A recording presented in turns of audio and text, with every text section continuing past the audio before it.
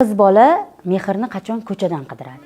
Qachonki ota mehriga to'ymasa. Chunki qiz bola uchun erkak timsoli birinchi erkak bu ota. Qachonki qiz bolada otalik mehri to'liq bo'lib, ana shu olishi kerak bo'lgan emotsiyalar to'ldirilmasa, u ertaga katta hayotga chiqqanda arzimagan yo'lidan chiqqan o'g'il bolani arzimagan so'zi uchun o'zini qurbon qilib yuborishi mumkin. Meni qizim, katta qizimda ozgina bo'shliq bo'lib qoldi. Chunki dadamiz ertalabdan kechgacha ishga ketadi, qizi bilan kam ko'rishadi va hokazo. Oxirgi paytlarda qizim akam bo'lsaydi degan so'zni juda ko'p ishlatadigan bo'lib qoldi, e'tibor qaratsam. Keyin to'xta, bunga demak erkak mehri yetishmayapti dedimda, o'zimni opamni o'g'lini telefon qilib chaqirdim. Kelib meni qizimni bir aylantirib kel, dadasini vaqti bo'lmayapti dedim. Kelib mashinada qizimni olib ketdi, borib kinoga olib borgan, parkka olib borgan. Ishonasizmi? Akam bo'lishini xohlayman degan so'z taqataq to'xtadi. Mana shu yaqqol misol, ana shu ozginagina bo'lsa ham mehrga yetishmayotganligi.